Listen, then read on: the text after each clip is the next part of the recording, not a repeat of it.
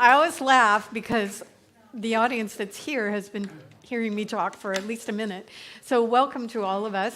And Tabor's back, and we're going to have some wonderful music, so I'll invite you to stand. Well, good morning, everyone. Let's go ahead and sing into this day together. I'm not worried about tomorrow. Today I declare freedom from yesterday, mistakes of the past. Today all things are made brand new, and don't it feel good to know that all is well and unfolding as it should. Sing all is well, all is well, all is well. Even Spirit is directing me right now. All is well, all is well, all is well, and unfolding as it should. I can change my reality by changing my mind. Perfect peace, joy, and happiness is yours, and it's mine. I am love, and so are you. And don't it feel good to know that all is well and unfolding as it should? Sing it out. All is well, all is well. Even Spirit is directing me right now. All is well, all is well, all is well, and unfolding as it should. Sing all is well, all is well, all is well. Even Spirit is directing me right now. All is well, all is well, all is well, unfolding as it should. All is well and unfolding as it should.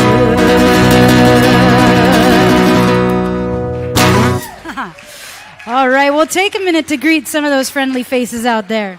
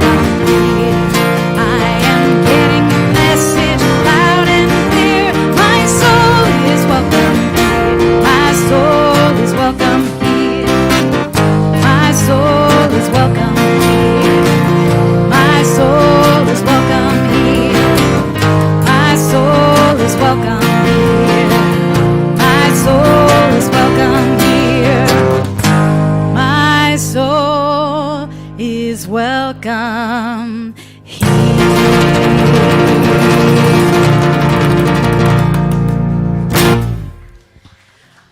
Well, let's go ahead and invite any of the kids we have here with us today. We got our children's program. They get to go outside, I believe, as long as they feel comfortable. It's not, I feel like, get into the woods where the filtered air is a little better down there, you know? Or the classroom if you feel so inclined. All right, let's sing them out into their classroom. Hooray for the world, I'm glad to be on it. Hooray for the world, I'm glad to be on it. Hooray for the world, it's a special place. We got Mother Nature and the human race. The world's got trees and bumblebees, rivers and lakes and the open seas, mountains and valleys and animals too, and a sun that shines on me and you. Hooray for the world, I'm glad to be on it. Hooray for the world, I'm glad to be on it. Hooray for the world, it's a special place. We got Mother Nature and the human race. We got Mother Nature and the human race.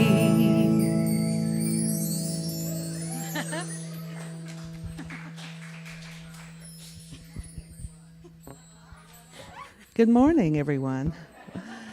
My name is Andrea Wood, and I'm the practitioner today, along with Wanda Maddox, my cohort there on the front row. I want to welcome you here today, and I invite you to join me in prayer.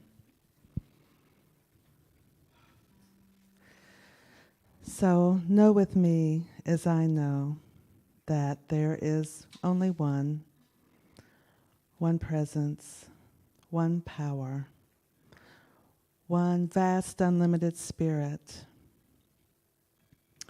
This one lives in me and breathes me and is the ground of all being, the support and the sustainer of all life. As we come together today at CSL Bellingham, we are supported and grounded in love. As living in spirit, there is a tapestry of connection that us divine humans are a part of. And we are supported by this oneness. We belong. We walk this path as spiritual beings having a human experience, but enveloped by love. And I am grateful for this truth. And I know that I live in love, I live in power, and I devote that to the one Spirit. I release these words knowing it is done, and so it is.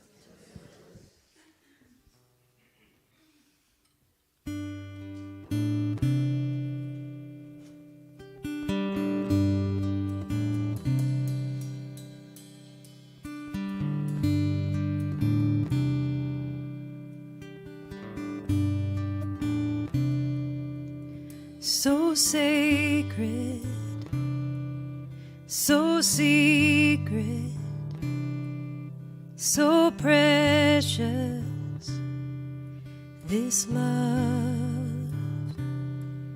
So sacred, so secret, so precious,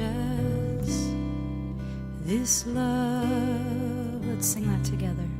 So sacred, so secret, so precious, this love. So sacred, so secret, so precious, this love. I will share,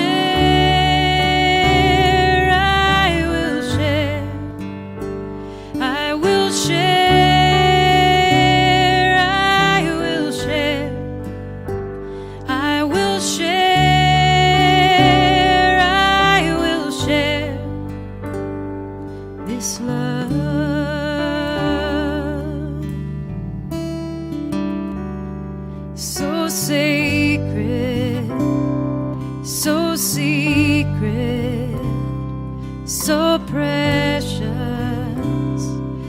this love, so sacred, so secret, so precious, this love I will share, I will share, I will share, I will share, I will share, I will share this love.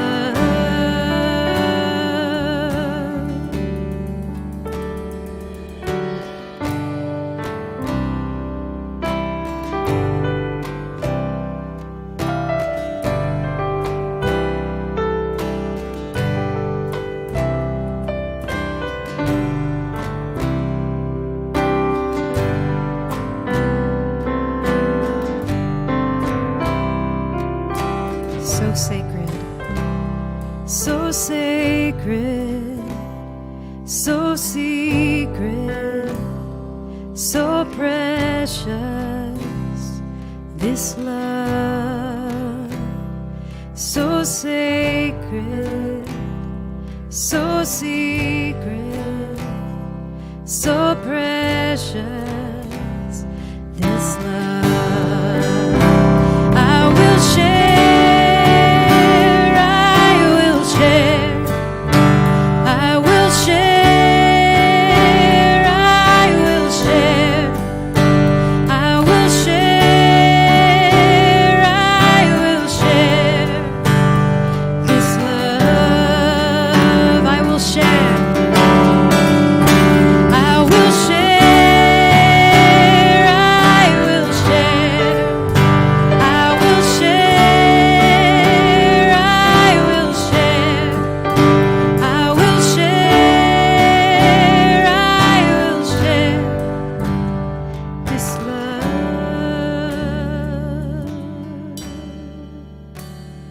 so sacred, so secret, so precious, this love, so sacred, so secret, so precious,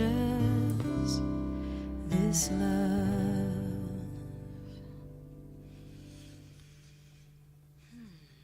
Well, thank you for being in musical meditation with us this morning.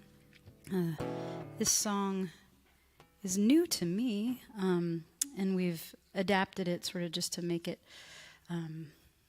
slightly just, well, you don't need to know all the details.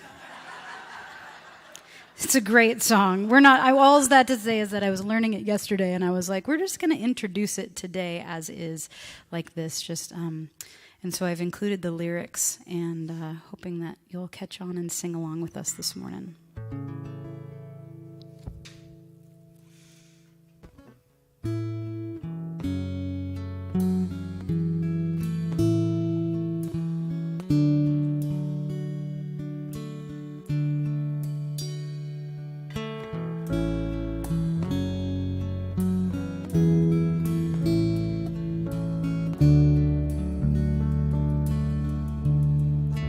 Every step is holy, every breath is life, every moment precious, when held up to the light, every heart connected, each the face of love. Grace has shown me every step is holy.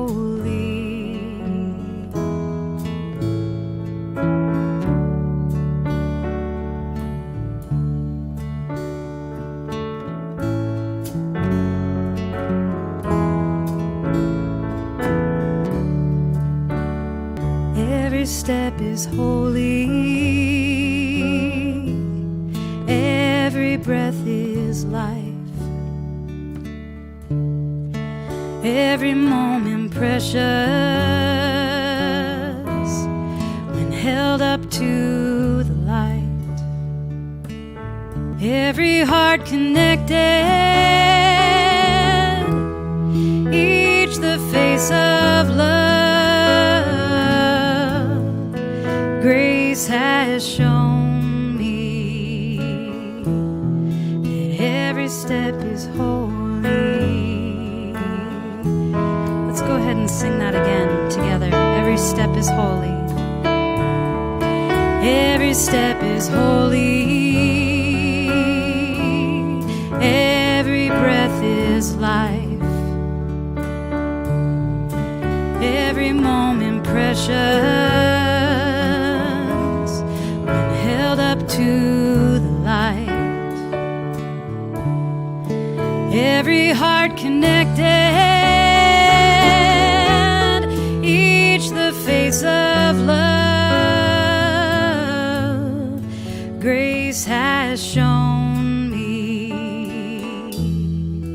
every step is holy.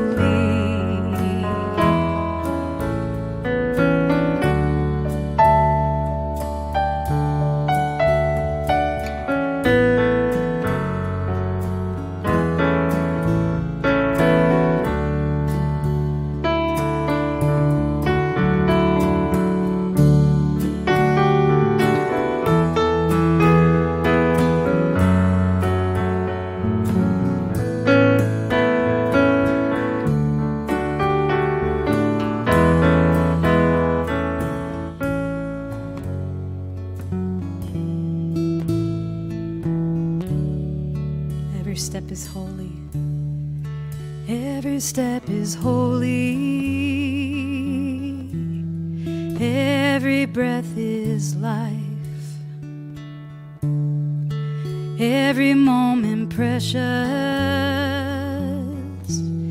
when held up to the light. Every heart connected, face of love. Grace has shown me every step is holy. Every step is holy. Every step is holy. Sing that with me. Every step is holy.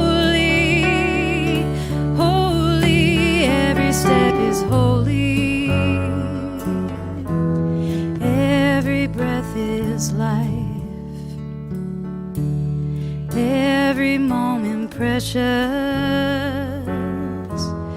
when held up to the light. Every heart connected. Every heart connected. Each the face of love. Grace has shown me every step is holy.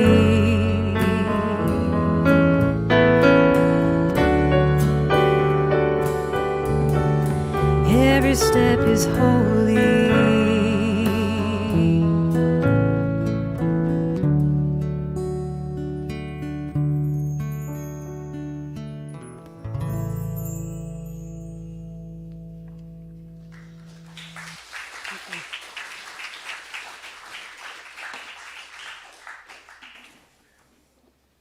Thank you.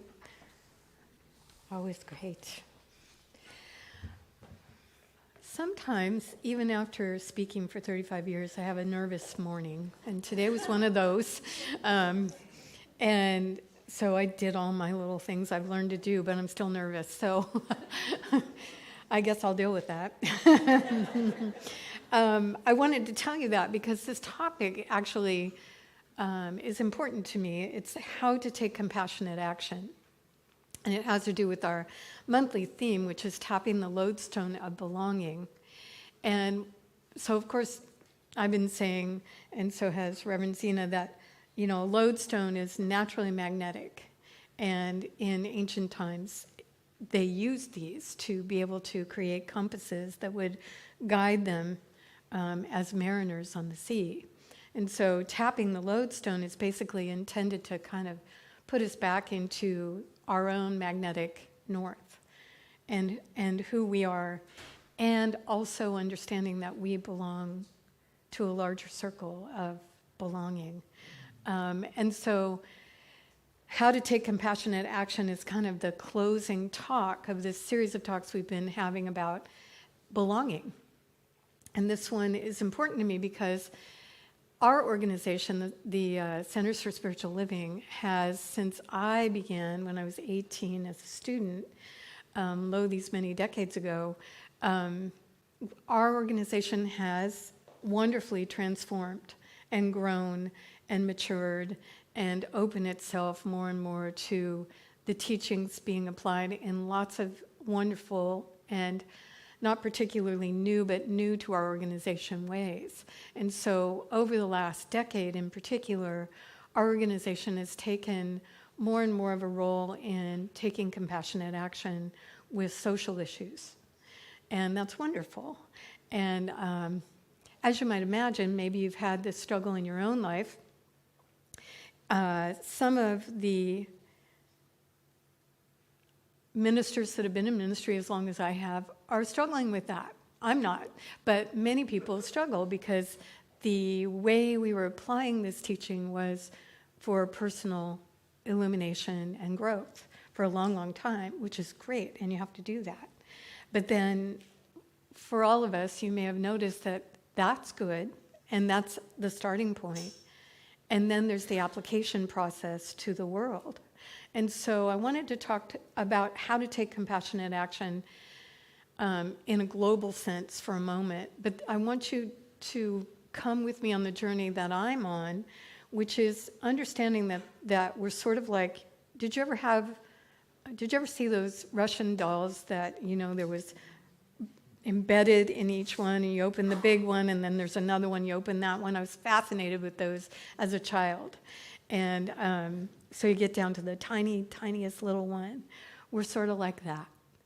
We're sort of like that. I think that might be why I was so fascinated, because at the very tiniest level, taking compassionate action is about us, about our personal life. So it's personal. And what does that mean? Well, it changes as we grow. But ideally, what we're looking at when we're considering taking compassionate action for ourselves is looking at how we can take care of ourselves financially, relationally, with our health, and with our ability to offer who we are out into the world. And that's why I keep saying that's super important. That's your starting point. That's my starting point, is figuring out that and continuing the journey of growth in that area. I don't know about you, but my first journey in, let's say, financial world, I was the daughter of accountants, but they never taught me exactly anything much about money. And so other than be careful with it and you can't spend the same dollar twice. That was a litany. So when I went away to college, I had my first checking account. And I went to the grocery store and I wrote the check in pencil. I didn't know. Fortunately, the checkout lady was like, "Oh, honey, you can't write a check in pencil." And I said, "Why not?" I really didn't know. And she said, "Because someone could change that." I'm like, "Oh," and there the learning began. So the individual personal growth in all of these areas of love, health, wealth, and creative expression are critical to our ability to offer into a larger circle, which is the next one. And the next little Matroika doll is relationships. And they're unavoidable, right? I mean, whether you want to have relationships or not, unless you're a hermit in the mountains, and even there they find you, you're going to have relationships. And that, too, is an opportunity to take compassionate action, to learn how to be compassionate in your relationships and act in compassionate ways. And I don't know about you, but the first couple boyfriends I had, first couple relationships, not so great. Real learning curve. Like, oh no, You don't work for me. Ciao now. It just was obvious, but I didn't know how to be compassionate about it. So it was sort of abrupt and unkind. As we grow in our relationships, we begin to understand there are ways to work with other people in our work life, in our romantic life, in our friendships, and in the relationships we have with others that aren't as close in, that really begin to express who we are and who we're becoming more accurately. And that's powerful. And then the next doll is the one that has to do with our societal relationships and how to take compassionate action in society. And that's one that we've all seen struggles with in recent times, in every arena. So it was a little overwhelming. I don't know about you, but I was a little overwhelmed when we had a pandemic and George Floyd and. It was like, whoa, I'm on the fast track to learn how to take compassionate action with people who don't agree with me on these issues. And what do I think? And what do I believe? And how do I apply that?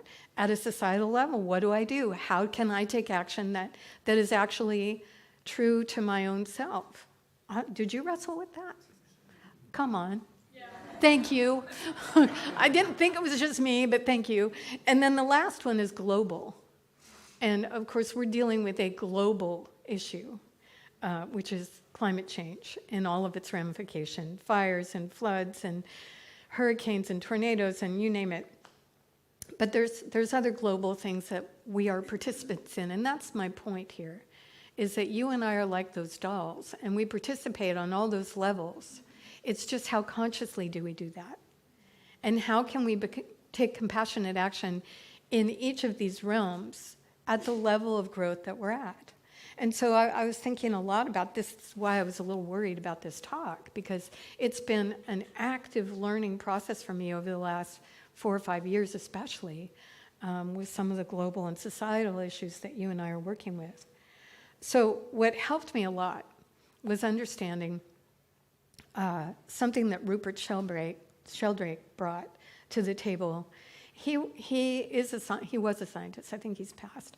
And yet he was also an explorer of other traditions and ways. And so he came up with the concept taken from science but used in a different way called the morphogenetic field. And you've heard me talk about it. And in our tradition long ago, when we were not as cool as we are now, we used to call the morphogenetic field race consciousness, meaning the human race. But we've sort of dropped that word because it has too many other implications that can be taken in weird ways. So now we call it the morphogenetic field, or as Jung called it, the collective unconscious. And this is critical to my growth, so I thought I would share it with you, because one of the things that's been important for me to understand is that I am not just my personal self, that these layers that I've been talking about are part of a field of human awareness and human action and human prejudices and biases and beliefs from the beginning of humanity to now. If that doesn't frighten you, it should. And so we are part, as individuals, of this larger field of belief and understanding. Some of it incredibly powerful and good, and the most high consciousness stuff, and then there's the other stuff, and everything in between. And of course, it affects us. It affects us personally without us knowing it, because we're part of this field, and so particularly our ancestral beliefs and prejudices and ideas sort of factor into the messages we received from the time we arrived on the planet all the way till now. And it affects us because other people also have that going on, and their ancestors were different than our ancestors, and their ancestors fought our ancestors, and it looks like to me sometimes we're still doing that. Sometimes with the pen, sometimes with the word, sometimes just in our heads, but it's still there. And so for me, this is actually been very helpful to understand, because it's not that we're at the mercy of that morphogenetic field. We have choices in that. We have the opportunity to choose new understanding and new ways of thinking and new opportunities. And of course, this goes to one of the most powerful tools that the Science of Mind and Centers for Spiritual Living and this particular center teach, which is the power of prayer, which is quite different than the prayer that I grew up with, which was a rote prayer, lovely in itself, but it didn't actually move my heart that much usually because it was rote. Prayers in this tradition are meant to transform our mind and our heart. And so they're very individualized, and they're very targeted to these mistaken ideas or these old ways of thinking, these ideas of limitation that actually have no truth in them. They're just something we accepted along the way. And they're targeted, prayers like that are targeted to shift and transform heart and mind. So I tell you what, it's been life-changing for me to have that different kind of prayer on board as I begin to explore how to take compassionate action beyond myself. And so the first level that I started with were relationships, which actually on some levels is the hardest, because that's where worlds collide. Have you noticed? And something that to one person is like no big deal, to the other person is like, oh my God, if you do that one more time, I'm going to scream or do something I'll regret, like leaving the cupboard door open. You wouldn't believe how many times in therapy I heard someone say, oh my God, if they would just close the blank door, I would be so happy. But it doesn't happen. And so, I hear that laughter. It's a knowing laugh. There are so many hills we die on that really, when we begin to look at things from a more expanded point of view, maybe that's not the one we should choose. So for me, one of the things that I wanted to bring to you today was an understanding that it took me quite a while to actually formulate words around. So in my relationships, in my societal compassionate action that I'm taking now, and in the global realm that you've heard me talk about a lot, because I'm very interested in my grandchildren having a livable planet, so the global ideas, in all of these, what it really came down to for me, and I have a feeling maybe it will for you, is what I call aspiration. And it's an old word. And actually, if you're a doctor or a nurse in the room, I'm not talking about that, which is to breathe, right? And yet I am. Because it turns out that for all of us, whether we're aware of it or not, there is an aspiration that we have been offering out into the world, knowingly or unknowingly, for a long time. And what is an aspiration? Have you ever heard the expression, pushed by pain, pulled by a vision? Well, that is a very powerful statement to consider and contemplate for our own life. Because for a lot of us, our personal growth at the beginning was because we were in pain, emotional pain, psychological pain, whatever, and we're pushed to grow so that we can hopefully begin to reduce that pain and have a happier life. But at some point, hopefully sooner rather than later, we begin to realize that actually the universe is a pull system, and that for us, it's much more powerful to be pulled by a vision and allow ourselves to be drawn in the direction that that personal vision is seeking to do by means of us. So everybody's is different, so I don't know what yours is. But what I do know is that if we begin to pay attention to how we've been doing life and the compassionate actions we've been taking, whatever they are for you, that we'll begin to see that aspiration, even if we haven't identified it, even if we haven't actually come up with a catchy elevator speech about it, So for mine, I actually went to a consciousness boot camp place in the foothills of Utah, in the snow in a cabin, trapped there for a week without coffee. And, and the whole intention of that time, which was brutal, and I don't recommend that way, but what it did is it put me in touch with my aspiration. And what I learned there was that an aspiration is like a rainbow or like an arc, and that the aspiration can be expressed, if it's a true aspiration, it can be expressed in so many different ways. And so mine, I'll tell you mine, you've heard mine if you've been coming, is to relieve suffering. Super simple, right? Except huge also, right? Because there's a lot of suffering. just in case you hadn't noticed, there's a lot. And so what I learned was that in that arc of how I could offer this aspiration into the world, there were certain places where I could do that, but it wasn't mine to do. So I don't do well with bodily fluids, like throwing up and stuff. And so that let out being a doctor or a nurse. Like, no, that's not mine to do.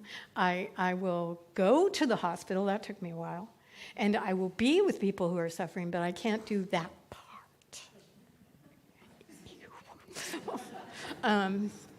I swear to God, my children never threw up because they knew. Don't do it. I'll be joining you. So, the arc of your own aspiration is like that. So what I discovered is, but there are all these other ways that I can offer myself and this aspiration to relieve suffering that are all things that I can do and many that I would love to do. And your aspiration is kind of like that. And so looking deeply at how you're moving in the world right now, I'm thinking of someone here who has this incredible love for animals. Maybe you do too. But this person in particular that I'm thinking of has taken that love for animals and has moved with it so that she's working in all these different realms of how animals can be treated well and how animals can help heal human beings and, trauma patients and teenagers and that kind of thing. So this moving with her aspiration. But what is the aspiration? It's not, I love animals. That's how the aspiration shows up. And so she would have to be the one to name that. And then in naming it, and that's what I'm asking you to think about, that opens the door to how would I apply this in these different circles of influence that I have in my personal life, in my relational life, in my societal life, and in my global life. And so to relieve suffering for me in all these arenas, all these different places of influence that I have, involves me in different ways. Like for a long time I couldn't figure out what's the best way for me in a societal manner to offer myself to help relieve suffering. And there were ways that I couldn't do. I tried and it was like, oh, this isn't it. And you'll do the same thing if you haven't already. You'll start finding yourself trying to offer who you are in these different realms. And some will be like, oh, this is one of the places. And others will be like, no. And the reason I'm saying that is I think there's been sort of this judgment from the folks that are on the front lines of global and societal issues that we should all be doing what they're doing. And you know what? That's not true. It's not true for me anyway. If we all did all that, then the other places that need our aspiration would wither. And so we have to determine in our own unique consciousness how we can move forward in the realms of influence we have.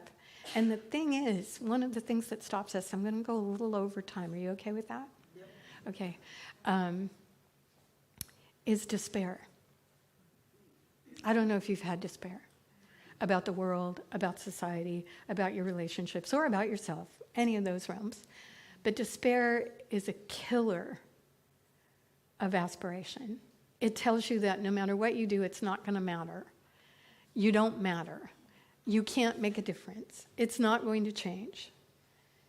And so I have a teacher, his name is Thich Nhat Hanh, and, he taught for years and years and years, decades, and he would always get one of these questions at the end of every retreat, and this was the question. They called him Thai. He's passed away recently, but Thai means teacher. So the question is, Thai, will there ever be a day when war is over? And maybe you've thought the same thing. Maybe you've been in despair about that. That's not ever going to stop. We human beings apparently are just going to destroy ourselves over and over and over. Or maybe you don't think that, but I do. and so Thai said, well, it didn't look like it was ever going to stop. And it was difficult for me to give an answer. But after mindfully breathing for a time, I said, my friends, we know everything is impermanent, even war. And then he went on and he told some stories. And there were stories that have stayed with me. And one is about King Ashoka, who was a little-known, incredibly great king from long, long, long ago in the region of India and Pan-India, huge, large region that he initially conquered. So we're talking all of India plus some, so this huge area. And he was conquering this, and it was bloody, and he was cruel, and he was just ferocious. And he had this one particular country that he was trying to take. And it was the worst, most horrendous battle that had ever been. And he walked the battlefield after it was over. And he had won, quote unquote. And as he's walking through this battlefield with all these dead and dying people, it said that he came to himself. That's how it said. He came to himself and had a tremendous change of heart and vowed on that battlefield that his kingdom from that day forward would be nonviolent. And he began to train people in how to do that. And he ruled for 40 years, and there was peace in this enormous area. I mean, I don't know if you've ever been to India. It's enormous, plus. And he was able to convey this vision of nonviolence and peace, compassionate, and the other thing he was really into was compassionate social action. And so there weren't starving people. There were not homeless people, so he pulled this off for a long, long time. And then there's another story that maybe you're more familiar with from Sri Lanka. And Sri Lanka was only given its own independence, fairly recently. And they have an indigenous group of people, and then they have the other people on this island called Sri Lanka. And they, of course, don't like each other. That's that morphogenetic ancestral energy. And battles and, just awful.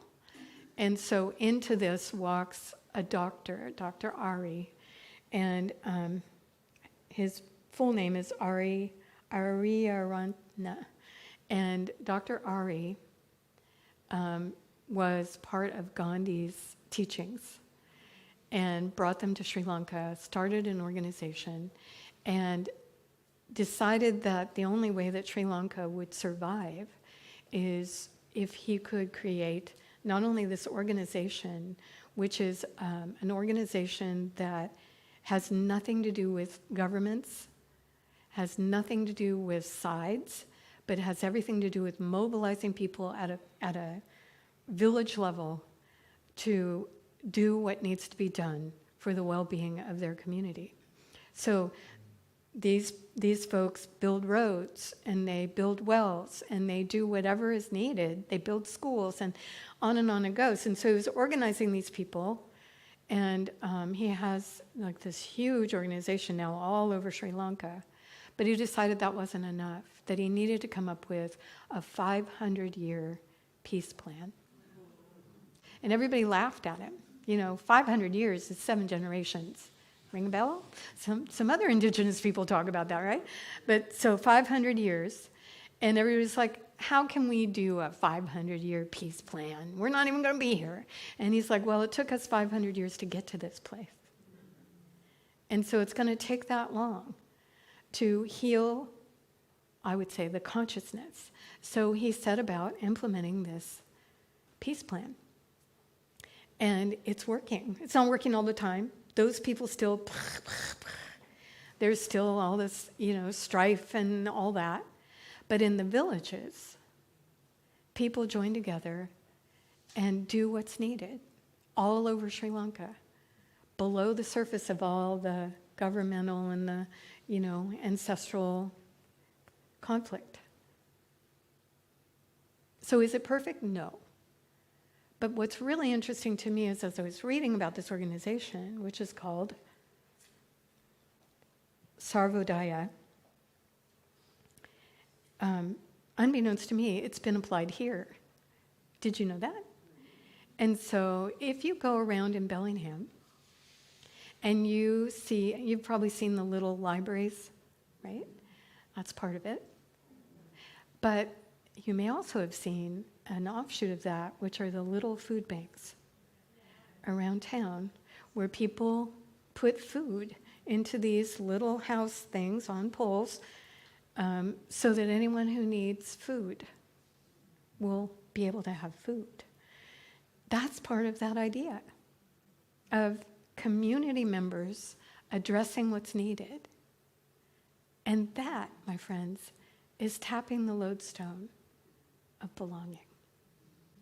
Taking care of one another. Walking each other home. And I'm proud of this community because we do that a lot. It's kind of hidden from view, but there are people always that are working in the Victory Garden, that are providing food for people who've just had a baby or just gotten out of the hospital. There are people that are doing hospital visitation, nursing home visitation. We're walking each other home. We've tapped the lodestone. And I think that's cool.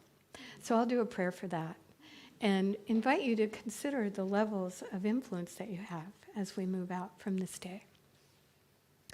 Know with me,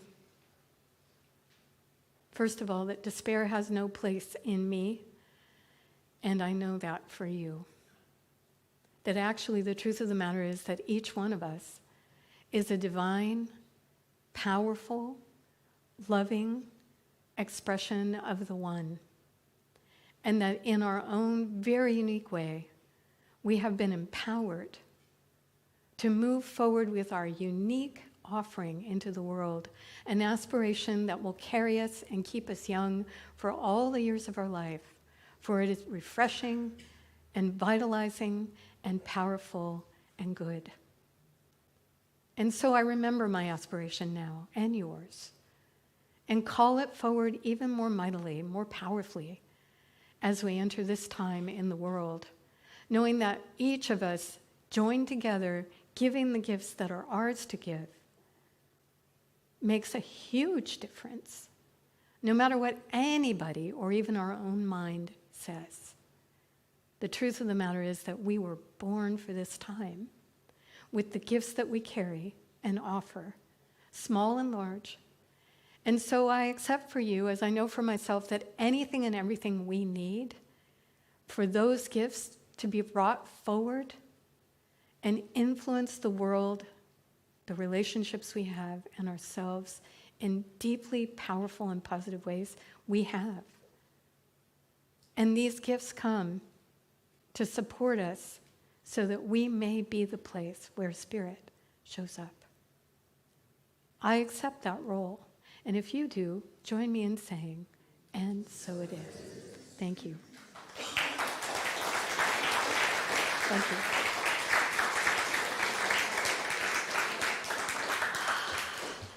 Not nervous anymore.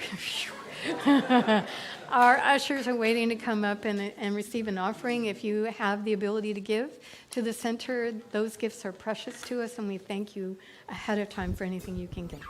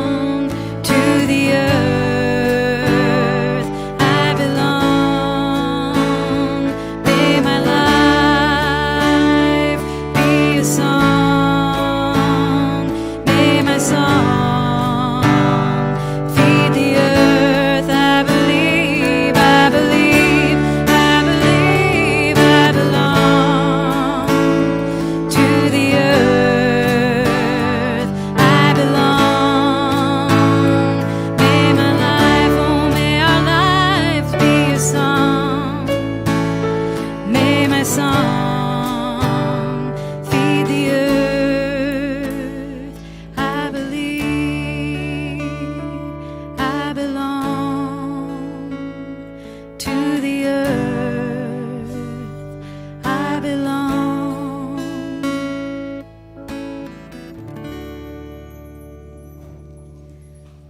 So lovely. Thank you. So a couple of announcements. First of all, we've had a couple of Gourmets for Good events, and if you're new with us, that's one of our main fundraisers of the year, and a whole bunch of people create dinners or events, and then they invite people to bid for a place at the table, and so it raises money for the center, and it puts small groups of people together so that they can actually talk and find out who they are. And so I can't remember if I mentioned, but Dougie's Famous Burgers was a week ago, and I got to be part of that, and it was incredible. I didn't eat for at least a day. So how many here were at that event? Raise your hand. Yeah, fantastic. Very windy, but so good. And then we also had, I believe last night, Kathy and Rana's clam fritters by the bay. How many of you went to that? Lori jump, I see a pattern here. And so these are going on, and we're so grateful, and I wanted to just thank everyone who's been a part of that. I'm going to invite Reverend Zena to come up and talk about a new class that's being offered starting in September, the middle of September, that I personally found to be one of the best classes I ever took. Go ahead. Hello? There we go. There we are. Before I go there, can we acknowledge Andrea for that beautiful Thank you. Very heartfelt. And this music, it's just really, I'm really recognizing, and maybe you are too, it's about softening the heart and opening the mind. And so I'd like to talk to you about my class that starts. We're beginning here in November. Excuse me. It's Beyond Limits, Practical Spirituality for Dynamic Living. I like how Dr. Andrea is my mentor. I know. And she's I've been doing announcements for so do long. this right here. Okay. Yeah. No, right here. Yeah, Okay. right here. 9:19. Begins 9:19. And the powerful thing about this is we're also going to be having our new member interest orientation meeting that Sunday before on the 17th. And so this is a great class to plug in.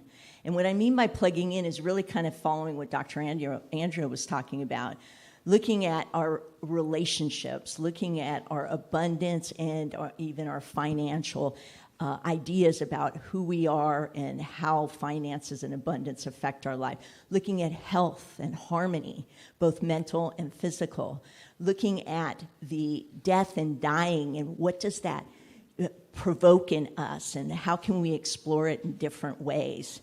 And then the creative expression. What I like about Beyond Limits that makes it very unique is it also has that 6-dimensional aspect that Andrew was really plugging into today, which is around the collective.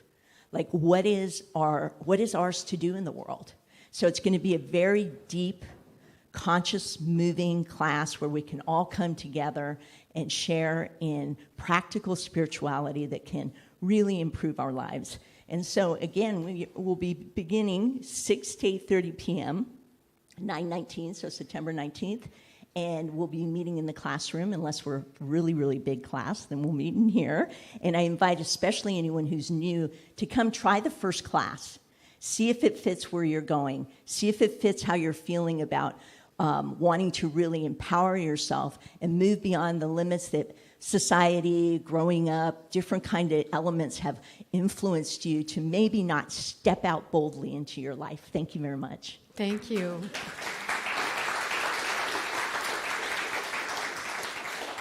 So Reverend Zena mentioned that we have a new members orientation coming up, and it's the only thing that's required for membership here, but it is a kind of a thorough explanation of how we run our center, what Science of Mind and Centers for Spiritual Living is about.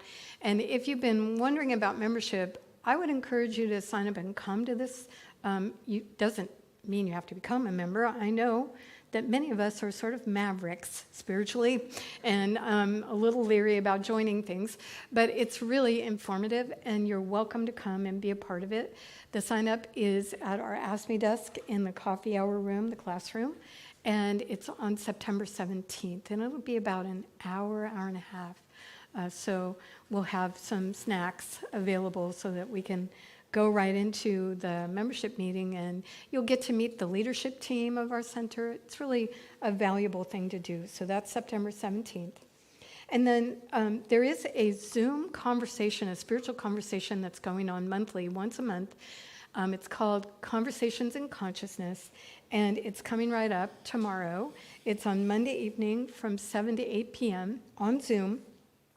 And if you would like to be part of that conversation and have not joined up yet, go to our website and you'll find an email there that will send you the link, and you'll be part of a conversation for just an hour. They're very good about keeping the conversation within that hour time frame. The other thing I wanted to let you know about is we're having one of our last, we often think of our summer classes as sort of our arts and crafts thing, because we like summer and we like to do fun things. So this is our last one. It is being offered by one of our board members, Andrea, and she actually is a pine needle basket weaver, and I have one of her baskets. It's beautiful. And so she wanted to teach people how to make pine needle baskets. And this is applicable to people like Ellie, a young person who maybe has an interest in learning how to do pine needle baskets, or anybody else. And so this class is a 2-Saturday class. It's going to be meeting from 10 a.m. to noon. It's $35 for both classes, and that includes the kit that you'll get that has the pine needles and everything else you'll need to learn how to do these. And there is a sign-up sheet in the classroom for that, I think for the new members and also for Zena's class. So all of these you can find there, and if you have any questions, feel free to ask the board members, and they'll do their best to answer. That's it for today. Oh, no, it's not it for today. Oh, that's right, but they're not here. Zena, do you have the certificates? Yes. Oh, come on up. After service, meet me up here. Yeah. Taking a class, I have my certificate. Okay. We usually let people know that, there's all these people that have taken classes, and they get a certificate at the end of those classes. So if you took Zena's class, by all means, join her after the service, and she'll be giving you yours. Perfection-free zone, right? I forget stuff like that, too. But right now, I'd like to invite you to stand, and we'll sing our way into the day. Today and every day I'm gonna dwell upon the good. Today and every day I'm gonna dwell upon the light. Today and every day I'm gonna dwell upon the peace. Today I'm finding gratitude for all that's right. What we dwell upon, we become. What we dwell upon, we become. What we dwell upon, we become. So let's dwell upon the good. Today and every day I'm gonna dwell upon the love. Today and every day I'm gonna dwell upon the grace. Today and every day I'm gonna dwell upon the joy. Today I'm seeing God in each and every face. What we dwell upon, we become. What we dwell upon, we become. What we dwell upon, we become. So let's dwell upon the good. What we dwell upon, we become. What we dwell upon, we become. What we dwell upon, we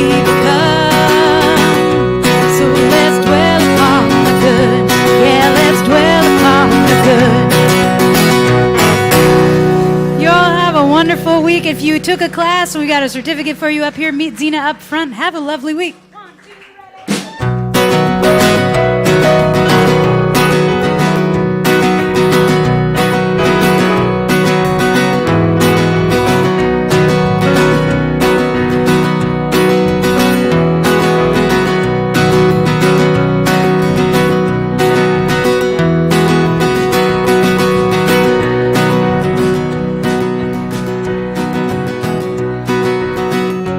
Hello. Chaos is happening. Jennifer Brown, come on up. Lucy Bolden.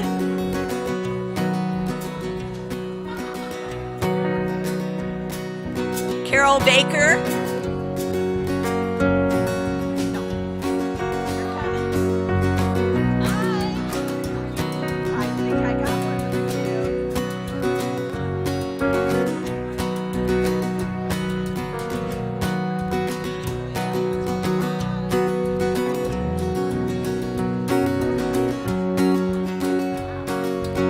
Hi, Ruth Hewitt. Are you